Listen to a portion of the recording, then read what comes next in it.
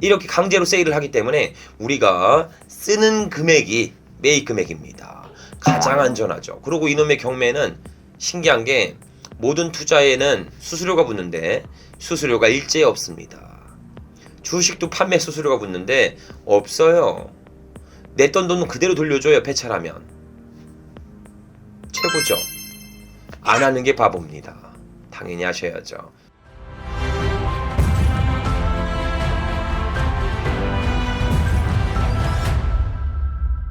물릴까봐 겁나서 금매만 보고 있는데요. 뭘 물리죠? 경매는 내가 입찰가를 내가 쓰는 겁니다. 물릴 게 없어요. 경매를 보세요. 금매는 우리 시청자분들에게 금매가 나오지 않습니다. 없어요. 그런 걸 잡을 수 없습니다. 우리 시청자분들에게 중개사분들에게 연 비용으로 결제 안 하시죠? 연 비용으로 결제하는 VIP 멤버십들이 있습니다. 그분들한테 금매물이 검증된 분들에게만 나갑니다. 일반 분들에게 금매물이 나가지 않아요. 돌지 않습니다. 왜? 괜히 알려줬다가 안 사요? 그러면 이 알려준 사람이 이 매물을 가지고 다른 중개사한테 물어볼 수 있는 거죠. 여기도 이렇게 이 금액이 나왔던데 이거보다 싼 건 없어요? 이렇게. 그게 어디 매물인데요? 이렇게 알려주면 이 중개사가 이분한테 컨택 들어가서 물건 가져오죠. 말도 안 되는 일이 발생될 수가 있는 거야. 나만 갖고 있는 매물인데 이게 돈단 말이에요. 중개사분들은 검증되지 않으신 분들에게 물건을 돌지 않습니다. 돌리지 않아요. 한마디로 좋은 물건을 내가 잡기가 어렵다는 겁니다. 그러니 우리는 경매를 보셔야 돼요. 경매는요 강제로 할인을 합니다. 국가에서 안 사? 2억이에요? 안 삽니까? 그러면 서울은 20%, 수도권이랑 지방은 30%씩 그냥 강제로 할인을 시켜버립니다. 또 안 사? 또 떨어뜨려요. 또 안 사? 또 떨어뜨려요. 이렇게 강제로 세일을 하기 때문에 우리가 쓰는 금액이 매입 금액입니다. 가장 안전하죠. 그리고 이놈의 경매는 신기한 게 모든 투자에는 수수료가 붙는데 수수료가 일제히 없습니다. 주식도 판매 수수료가 붙는데 없어요. 냈던 돈은 그대로 돌려줘요. 폐차라면. 최고죠. 안 하는 게 바보입니다. 당연히 하셔야죠. 콘트라베이스님 반갑습니다. 소액의 기준이요 계속 말씀을 주시는데 보통 우리가 소액 경매의 기준은 한 3천만원 정도 기준을 둡니다. 그걸 토대로 갈아타기를 통해 나만의 건물을 취득할 수 있는 로드맵이 있어요. 근데 이 로드맵은 어디에서도 제시해주지 않습니다. 왜? 다 디벨로퍼가 아니니까. 저는 개발업을 전문으로 하고 있고 건설사를 운영하고 있기 때문에 디벨롭을 하고 있습니다. 그래서 이 전체적인 로드맵을 그려서 소액 경매부터 건물주가 되는 플랜을 같이 그려드린다 라고 생각해 주셨으면 좋겠습니다. 또 채팅을 또 이렇게 이쁜 채팅을 쓰셨어요. 또 뭔 얘기했어요. 벌써 제 얼굴에 웃음이 살짝 피죠. 우리 시청자분이 이런 얘기를 하셨습니다. 제 얼굴에 뭐가 묻었대요. 지저분한 게 묻었대요. 김이 묻었대요. 김이. 무슨 김? 잘생김. 죄송합니다. 대장님 강의 다 보고 경매 낙찰 받고 LH 전세 맞추고 이제 만기 6개월 남았습니다. 임차인에게 문자해서 앞으로 어떻게 할 건지 물어보고 진행이 되나요? 만약 연장 안 한다고 하면 어떻게 해야 할까요? 임차인 연장 안 한다면 어차피 전세 보증보험 가입 한도 내에서 전세 구성을 다시 해서 한 사이클을 더 돌리셔도 되고요. 인테리어 후에 단기 매도 전략도 괜찮습니다. 그래서 한번 우리 멘토들과 연락하셔서요 진행해 보셨으면 좋겠습니다. 보통 법원에 가시면 실수하는 게 여러 개 있습니다. 첫 번째 실수하는 게 뭐겠어요? 법원에 가서 딱 가보면 처음에 딱 가보잖아요. 법원의 분위기가 좀 엄숙합니다. 좀 엄숙하고 사람들 막 귓속말하고 있고 몰래 막 적고 있고 그럼 나도 살짝 긴장돼. 법원이라는 게 가보고 싶은 곳이 아니죠. 근데 갔는데 사람들 막 귓속말하고 막 비장한 얼굴들 하고 있고 이러니까 나도 살짝 긴장돼서 1억을 빌라 입찰하려고 1억을 썼는데 1억을 쓰고 앉아있어요. 엄청 떨리는 게 엄청 이렇게 손 모으고 법원에 가서 진짜 제발 됐으면 좋겠다. 근데 내 물건이 또 순서가 좀 끝에야. 좀 끝에야. 그러니까 좀 기다려. 계속 손 모아서 기도하면서 낙찰됐으면 좋겠다. 진짜 잘 됐으면 좋겠다. 응? 낙찰됐으면 좋겠다. 이러고서 기다리고 있는데 갑자기 예를 들어 저를 하고 하면 김상준씨 앞으로 나오세요 라고 얘기합니다. 법원에선 정숙해야 합니다. 떠들면 쫓겨나요. 그래서 조용히 하고 있는데 누구만 떠들 수 있죠? 집행관을 떠들 수 있습니다. 김상준씨 앞으로 나오세요 이래요. 그러면 나가면서 뭔 생각해요? 낙찰됐나? 야 낙찰됐나? 야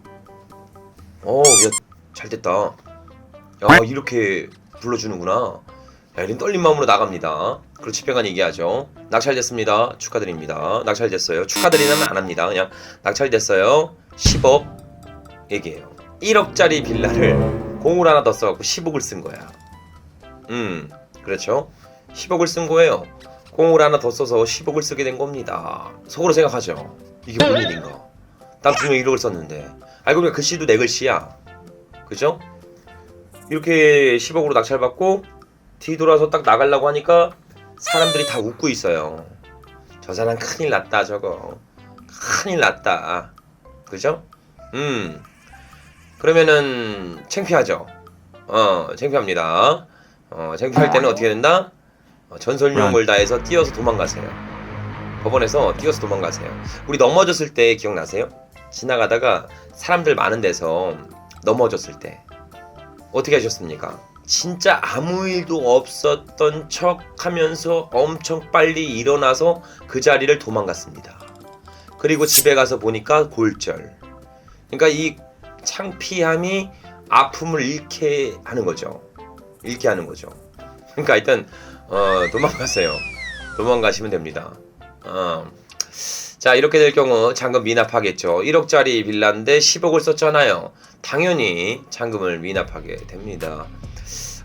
이런 경우는요 솔직히 매각 불허가 신청이 어렵습니다. 법원은 최저가는 정해줬지만 최고가를 정해놓진 않았어요. 그러니까 매각 불허가 신청이 다소 어려워지는 겁니다. 그냥 낙찰받은 거니까. 근데 이제 또 우리 멘티분들도 이런 실수를 해요.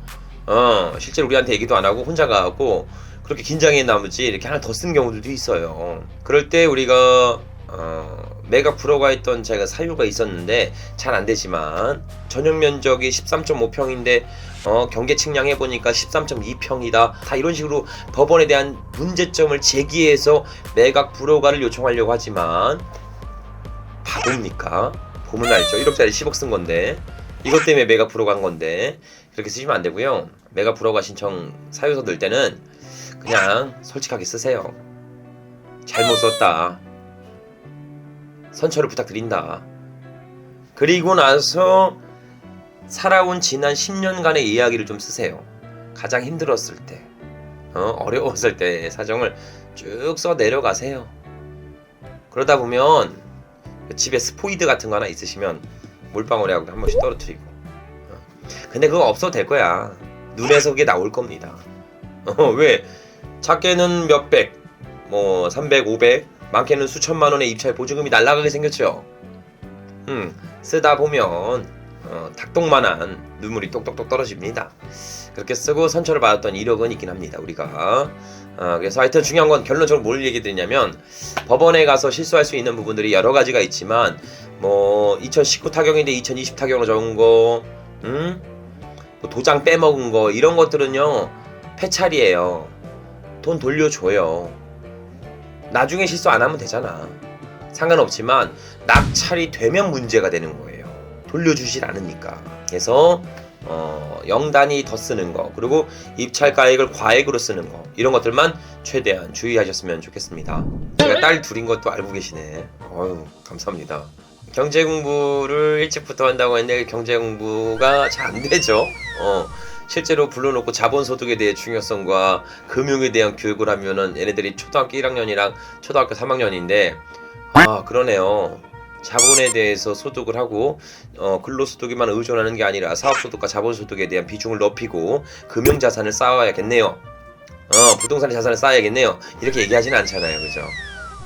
잘 안됩니다. 그래서 그냥 많이 보여주려고 해요. 많이 보여주려고 하고 수익 구조도 알려드리고 주식 계좌도 미리 만들어 놓고 자본소득과 사업소득, 투자소득을 병행하려고 노력을 합니다. 일전에도 말씀을 드렸죠. 우리 아이들과 제가 자주 하는 게 모노폴리라는 게임이 있어요. 부루마블 같은 게임입니다. 저녁에 많이 해요. 저녁에. 그러니까 돌아다니면서 아이스크림 공장, 과자 공장, 캐러멜 공장 뭐 이런 공장들을 사는 거야 내가. 예쁜 거죠. 원래 부루마블은 뭐예요? 뭐 한국이라면 한국의 수도권에 있는 지역들 이런 부동산들을 사는 거잖아요. 지역들을. 그러면서 그 지역에 걸리면 걸리는 건데, 이거는 카라멜 공장, 뭐 초콜릿 공장 뭐 이런 것들, 예쁜 아기자기한 거, 뭐 놀이동산 이런 거 사는 거예요. 우리 애들은 다 우리 딸은 이제 공주 캐릭터를 하고, 저는 뭐를 해요? 저는 공룡, 익살맞은 공룡, 아니면 뭐 악당 캐릭터 이런 것들을 제가 말로 선택을 합니다. 그럼 우리 아이가 이제 돌아다니면서 뭐 공장도 사고 아이스크림 공장도 사고 놀이동산도 사고 막 사요. 막 사. 그럼 저는 후발주자로 따라가면서 놀이동산에도 걸리고 아이스크림 가게도 걸려서 임대료를 자꾸 내요. 걸려서 임대료를. 우리 아이는 계속 사고. 그럼 저는 이제 한 바퀴 이렇게 돌죠. 한 바퀴 돌면 월급 줘요. 열심히 일했다고. 월급 받아서 또다시 우리 아이가 산 땅들에 걸려서 임대료를 냅니다. 그러다 보면 저는 드디어 돈이 없어지기 시작하죠. 그럼 이제 얘기하는 거죠. 나 월세 비용이 너무 부담된다 이제. 왜 이렇게 임대료가 올라가냐. 그럼 우리 아이가 얘기하죠. 아빠, 여기다가 내가 콘도를 지었잖아. 호텔을 지었잖아. 그러니까 비싸지는 거지. 그러니까 디벨롭 좀 그만하라고. 신축 좀 그만해. 임대가 너무 비싸. 대출 좀 해주면 안 되냐? 나 은행에다가. 대출 좀 해줘. 그래서 막 대출도 해가고 계속 임대료를 냅니다. 아이가 그 땅에다 콘도 짓고 별장 짓고 막 다 지으니까 계속 올라가 땅값이. 결국 저는 우리 아이의 땅에 걸려서 파산합니다. 한마디로 우리 아이는 이 모노폴리 게임에서 자본가가 돼서 승리합니다. 저는 평생 근로소득만 의존하고 월급만 받다가 임대료만 내다가 죽어요. 파산하는 거죠. 자본가가 승리하는 게임입니다. 그렇죠? 자연스럽게 우리 아이는 부동산을 사야 된다는, 자본가가 돼야 된다는 생각을 갖게 됩니다. 자, 여기서 문제가 있어요. 주의해야 될 문제가 있는데, 내가 땅을 많이 사버리면 안 돼. 내가 땅을 많이 사버리면 우리 아이는 어떻게 돼요? 제 땅에 많이 걸리겠죠. 그러니까 한마디로 땅도 안 사는 이유가 있어야지. 아빠 이거 살 거야? 이러면 저는 뭐라고 해요? 현찰을 좀 갖고 있는 게 나을 것 같아. 요즘 같은 시기는 현찰을 좀 갖고 있는 게 나을 것 같아. 그렇게 갖고 있고 우리 아이는 그 땅에 걸리면 사고. 제가 많이 사면 안 됩니다. 제가 많이 사면 어떻게 되겠어요? 우리 아이가 내 땅에 많이 걸려서 파산할 수도 있겠죠. 그럼 어떻게 돼요? 우리 내 땅에 많이 걸리면 돈이 없어지면 우리 아이는 게임의 승패와 상관없이 그냥 게임을 뒤집어 버립니다. 자본 교육이 안 돼. 그래서 나는 웬만하면 부동산 하락론자. 근로소득이 짱이다. 근로소득만 하겠다. 이런 비관론자로 플레이어를 해야 되고, 우리 아이는 자본가, 사업가, 투자가, 이런 마인드로 투자를 시작하게 됩니다. 이게 관건이겠죠. 그래서 이런 것들 많이 보여주기도 하고요. 그리고 시행하는 현장 자체를 많이도 보여주기도 합니다. 그게 그냥 제가 주구장창 얘기해봤자 소용이 없어요. 보여주는 게 가장 큰 도움이 되긴 합니다. 대출을 해서 임대 끼고 건물에 투자하는 건 건물이 상승한다는 예측인데, 글쎄요, 이런 투자는 대출 크기가 존버의 관건인 듯.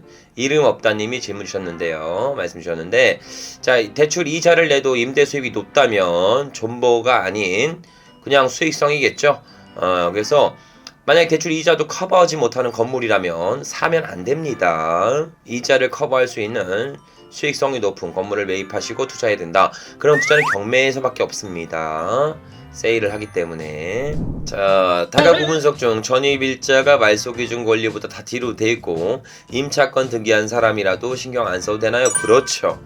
후순위 임차인들은 신경 안 써도 됩니다. 국가에서 공권력을 행사해서 강제 집행을 해줘요. 그래서 현장에서 만나서 명도 협상을 통해 원활하게 가능합니다. 우리가 항상 무서워하는 게 뭐냐면, 가치가 뛰어난 부동산을 잘 사는 게 무서워해야 하는데, 거기 계신 임차인분들을 무서워하세요. 임차인분들은 우리를 기다립니다. 오히려 낙찰이 돼야 배당을 받아가니까 오히려 기다리고 있는 점 생각하시고요. 꼭 입찰해서 가치가 뛰어난 부동산부터 먼저 본다는 생각 해주셨으면 좋겠습니다. 낙찰 받았는데 빈집이고 채무자가 지금 구치소에 있는 것을 확인했다며 이럴 때 명도는 강제집행밖에 없나요? 강제집행 하셔야 합니다. 어쩔 수가 없어요. 점유자의 동의 하에 들어가야 되는데 이제 강제집행 절차 중에서 계고라는 게 있습니다. 집행관이 문 따고 집에 인도 인계를 주는 결정적인 주요 시스템의 안건인데 집행관은 잘 얘기하세요. 소유자가 채무자고 구치소에 들어가 있으니까 계고해서 인도하게 해달라고, 계고해서 인도가 될 수 있게 도와달라고 라고 하면 웬만하면 계고해서 인도 받을 겁니다. 집행까지는 안 가고요. 신용대출이 약 5천 있는데요. 경매 받을 시 경락잔금 대출은 얼마나 받을 수 있나요? 사업자 등록이 있는 상태입니다. 자, 예를 들어서 보세요. 신용대출이 있다. 나는 직업이 없다. 나는 이제 곧 정년퇴직자다. 고령자다. 그리고 나는 주부다. 이거 싹 다 대출 나옵니다. 싹 다 나와요. 난 DSR이 꽉 찼다. 싹 다 나옵니다. 매매사업자, 법인사업자 전형에서 나오는 경우도 많고요. 다 대출은 나오니까요. 보통 평균 권리상 문제가 없고 충분한 시세 차익을 만들 수 있는 부동산이란 가정하에 낙찰가의 80%, 감정가의 70% 중 적은 쪽으로 실행됩니다. 근데 내가 감정가 대비 80% 미만으로 낙찰받았다?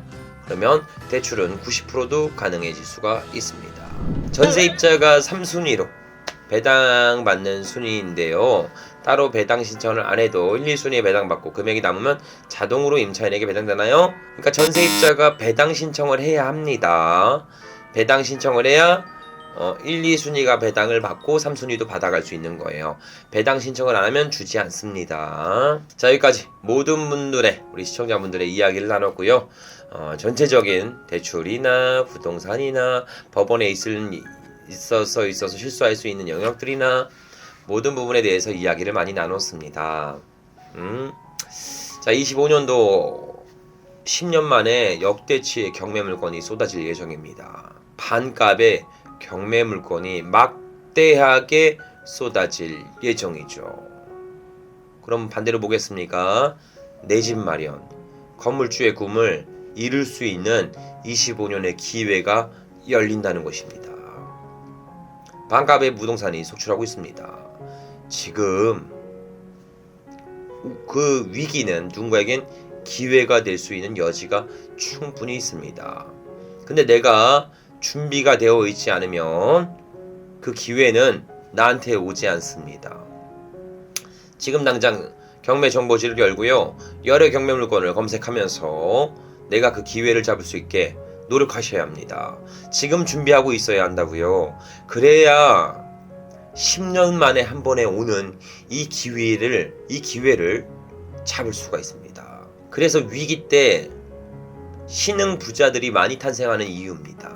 지금 저와 같이 이 위기에서 기회를 만들 수 있게 같이 준비하면서 함께 같이 나아가 보셨으면 좋겠습니다.